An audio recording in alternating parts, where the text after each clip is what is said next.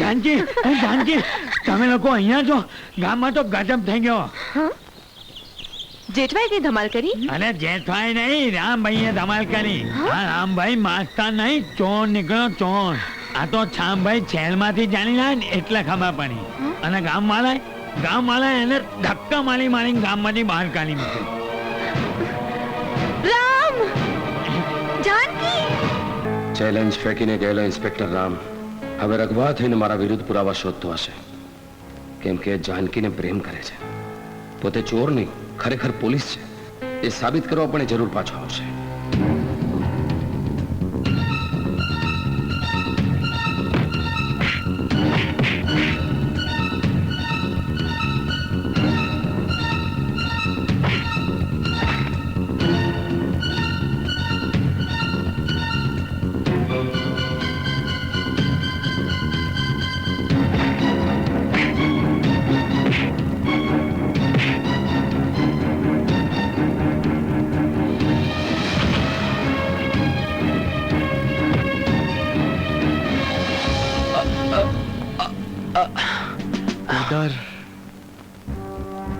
ઘણી ચોરીઓ કરી.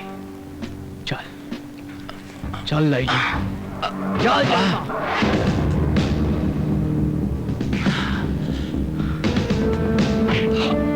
બોલ, ક્યાં છે તમારા ગુંડાઓનો સરદાર? બોલ બોલ, ક્યાં છે તારો સાગરીત? બોલ બોલ બોલ ને, શું છે તારા સરદારનું નામ? એટલો મારીશ કે તું યાદ રાખીશ.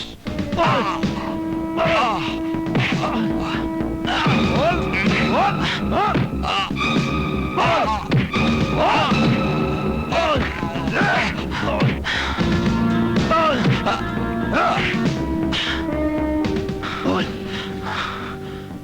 નામ બોલ. બોલ બોલ કહું છું, બોલ. તારે જવાબ આપવો જ પડશે.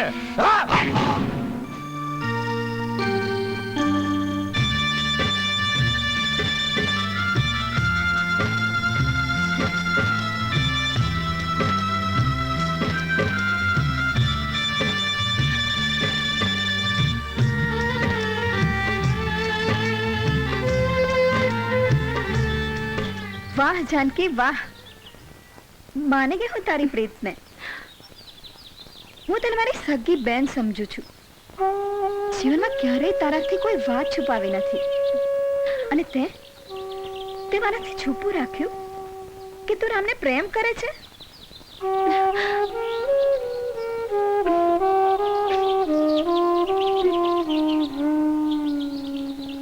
એક પરદેશી પર ભરોસો મૂકતા પહેલા મને તો પૂછવું તું જાનકી. ગાડી પરદેશી સાથે પ્રીત ના બંધાય. છેવટે છેતરાય ને તું. તારા ચિતલાનો ચોર ખરેખર તો ધન દોલતનો ચોર નીકળ્યો. ભૂલી જાય ને. બસ રૂપા, હવે આગળ ના બોલ. કેમ કે મારા ચિતડાનો ચોર રામ ચોર નથી. ચોર તે તારો માનેલો ધર્મનો ભાઈ શ્યામ છે. જાનકી! હા રૂપા, પરદેશી સાથે પ્રીત બાંધી હું તો અટવાઈ છું, પણ તે ચોરને ભાઈ બનાવી તું છેતરાય છે. તું પેલા ચોર રામની વાતોમાં આવી ગઈ છું જાનકી. મારા ભાઈ શ્યામે એને ગામ વચ્ચે ઉઘાડો પાડી દીધો તો. જો એ શાહુકાર હતો તો પછી ચૂપચાપ ગામ છોડીને ભાગી કેમ ગયો? એમાં જરૂર ઇન્સ્પેક્ટર રામની કોઈ મજબૂરી હશે. હા રૂપા, રામ પોલીસ વાળો છે. એ વેશ બદલીને ચોર સામે પકડવા આવ્યો હતો. તો પછી રાહ કોની જોતો તો? મારો ભાઈ ચોર હતો તો પછી પકડી લેવો તો ને એને. એ કાયદાની મર્યાદામાં અટવાઈ ગયો હતો. શ્યામ વિરુદ્ધ એની પાસે કોઈ પુરાવા નહોતા. તું ગાંડી નહીં, એના પ્રેમમાં આંધળી પણ થઈ ગઈ છે કે હજી પણ એની વાતો પર વિશ્વાસ કરે છે? વિશ્વાસ તો મને ગળા સુધી છે. મારા રુદિયાનો રામ આવશે. મારી પ્રીત મારા રામને ગામમાં પાછો ખેંચી લાવશે. એક દિવસ મારો રામ પુરાવા સાથે આવશે. જરગત જોશે, મારા હાથે મીંઢળ બંધાશે ને તારા ભાઈ શ્યામને હાથે હથકડી પહેરાશે. બસ જાનકી બસ.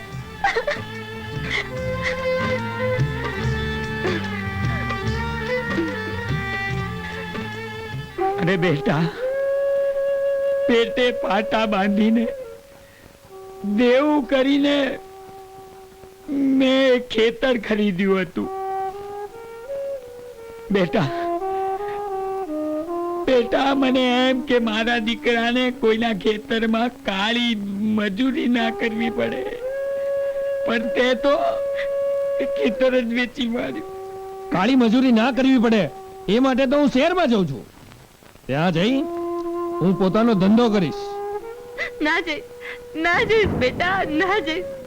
તું અમને છોડીને ના જઈશ. આપી દે દીકરા, એ રૂપિયા આપી દે. અમારા મરદા રસ્તે રજવશે. અમારું મોત ના બગાડ દીકરા, અમારું મોત ના બગાડ. અમારા દીકરા અમારું જીવ કર બગાડ્યું. તું મોત ના બગાડીશ. શું દાટ્યું છે આ ગામમાં? હે, ભાઈચારો, પ્રેમ અને સંપ.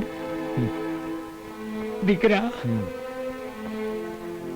આ ગામમાં જ અમે જીવ્યા છીએ અને આ ગામમાં જ અમારે મરવું છે દીકરા, મરવું છે. એવી તમારી મરજી. હું તો આ ચાલ્યો. નહીં બળવંત, નહીં. આ ઘરડા મા બાપના કાળજા પર ઠોકર મારીને ના જતો દોસ્ત. એ લોકોની આંતરડી કકડાવીને જઈશ ને તો જિંદગીમાં ક્યારેય સુખી નહીં થાય, ક્યારે નહીં. તને ખ્યાલ નથી કે શહેર એટલે શું? કારણ કે તે જોયું નથી. મેં જોયું છે શહેર. પડોશમાં કોઈનું મરણ થયું હોય ને તો એકબીજાથી મોઢા છુપાવીને પોતપોતાના કામ ધંધે નીકળી જતું ટોળું એટલે શહેર. ત્યારે ગામડેથી આવીને લોકોએ મરદાને સ્મશાન સુધી લઈ જતા હોય છે. હંમેશા ચોરી, લૂંટફાટ, દગો, ફટકો.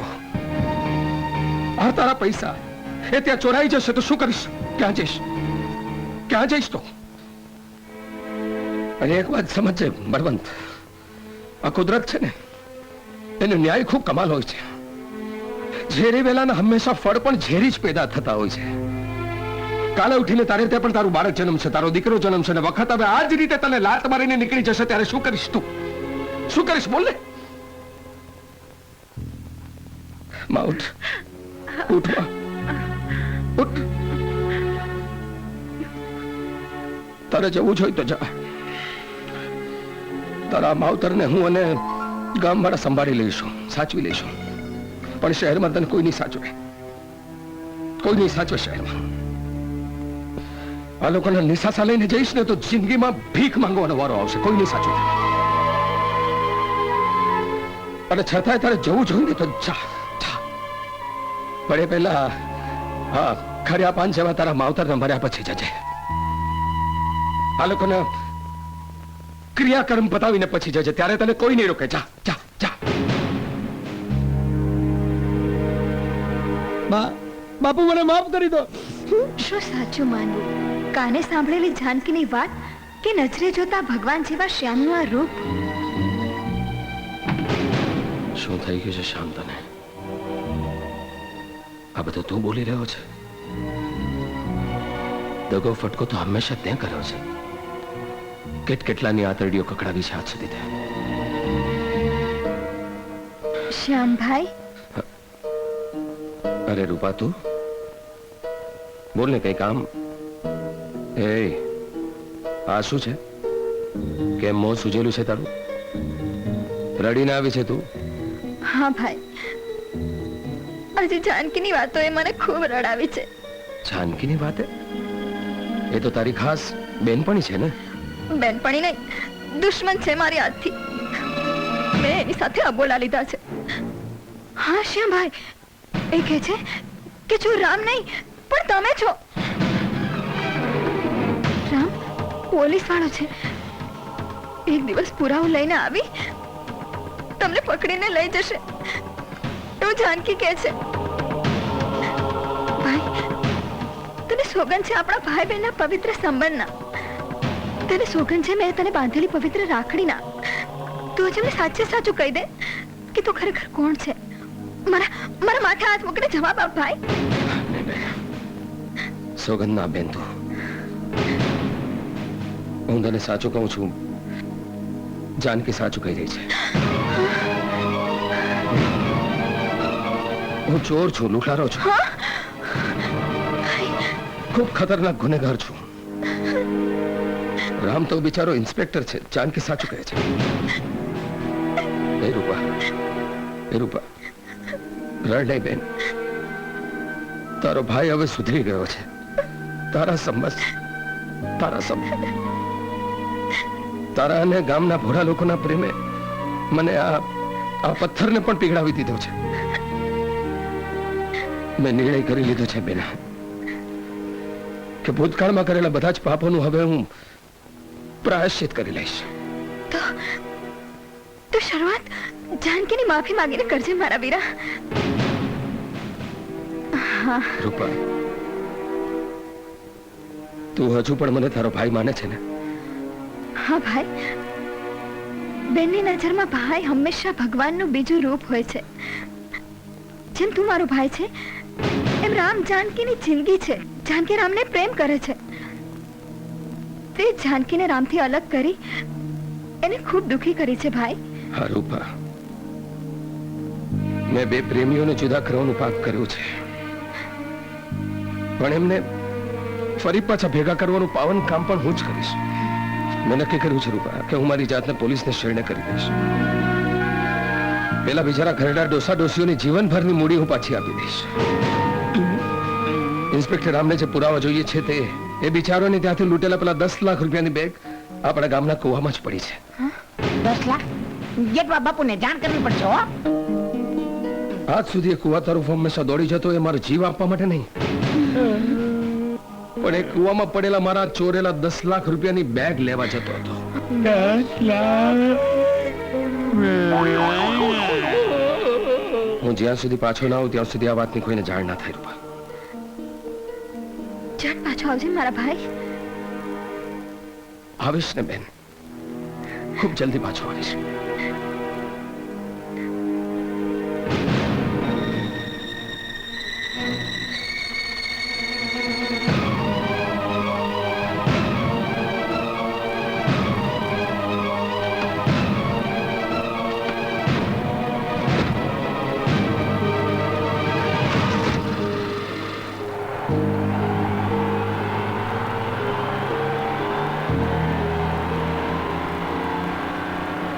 અરે જાનકીની માં, રામપુર જાઉં છું, વાણું ટાણે પાછો આવી જઈશ. જાનકીના બાપુ, હમ? ડેલી બાર પગ મૂકતા પહેલા મારી એક વાત સાંભળશો? હા બોલ ને, શું વાત છે? આપણી દીકરી માથાથી વેત ઊંચી થઈ ગઈ છે. એ તમને દેખાયું છે ને? હમ. ગામે ગામ ગામતરા કરતા ફરો છો તો એને અને ઘરને શોભે એવા ઘર અને વર જડતા નથી? ના, નથી જડતા. જાનકીની માં, તારી વાત સાચી છે. જુવાન દીકરીના લગ્નની ચિંતા મારા કાળજાને કોરી ખાય છે, પણ હું શું કરું? ગામે ગામ ફરી વળ્યો પણ મારા લાખીના રતન માટે લાયક હંસલો જ નથી મળતો. અને જાનકીની માં, કાગડાની કોટે મારા રતન જેવા દીકરાને હું નહીં બાંધું, ક્યારે નહીં બાંધું. કેડમાં છોકરો ને ગામે ગામ ગોતો છો મુખી? શ્યામ કરતા સારો મૂર્તિયો જાનકી માટે બીજો કયો મળશે? અરે હા, આ વાત તો મારા ધ્યાનમાં જ ન આવી. હું આજે જ કૃપાશંકર ગોરને મળી બંનેની કુંડળી જોડાવી લઉં છું. નહીં મળે બાપુ, કેમ કે ચોર અને શાહુકારની કુંડળી ક્યારેય મળતી નથી. ચોર? ક્યાંક તું એવું તો કહેવા નથી માંગતી ને કે શ્યામ ચોર છે? 17.5 વાર ચોર નહીં, ઘરફોડ ચોર છે માં. જાનકી નહીં, ચોર શ્યામ નહીં, રામ હતો. રામ, અને એટલે જ એને ગામમાંથી તગેડી મૂક્યો. શ્યામે તમને છેતર્યા છે મારા ભોળા બાપુ. રામ પોલીસ વાળો ને શ્યામ જ ચોર છે. મેં પુરાવા જોયા છે. શ્યામે રામનો સામાન ચોરી કરીને નાટક કર્યું છે. નહીં, આ શક્ય જ નથી. જૂઠું બોલે છે તું. તમારી દીકરી પર તમને વિશ્વાસ ના હોય તો ભલે, જગતજની પર તો વિશ્વાસ છે ને. હું કુળદેવી માની સોગંદ ખાઈને કહું છું, રામ પોલીસ વાળો ને શ્યામ જ ચોર છે. શ્યામ!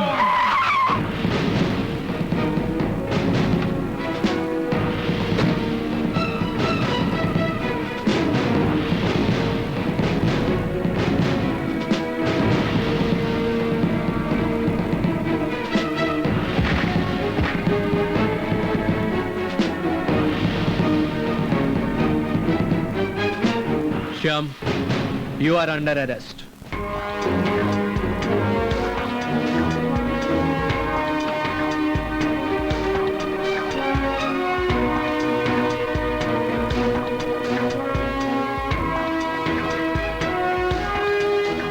આનાથી મોટા પુરાવાઓ તારે કયા જોઈએ છે? રામ, હું મારી જાતને તારે શરણે ધરવા માટે જ આવી રહ્યો હતો. કૂવામાં પડીને મરવાનું નાટક પૂરું થયું એટલે હવે પોલીસને જોઈને આ નવું નાટક શરૂ કરે છે. નહીં રામ, ના તો કૂવામાં પડવાનું નાટક હતું, ના તો આ શરણાગતિ. હું ખરેખર પાપના રસ્તેથી પાછો ફર્યો છું અને એનો પુરાવો છે ગામના કૂવામાં પડેલા 10 લાખ રૂપિયા. જો એ દિવસે એ 10 લાખ રૂપિયા મારા હાથમાં આવી ગયા હોત તો તારો ને મારો મેળાપ ક્યારે ના થાત રામ. ચલો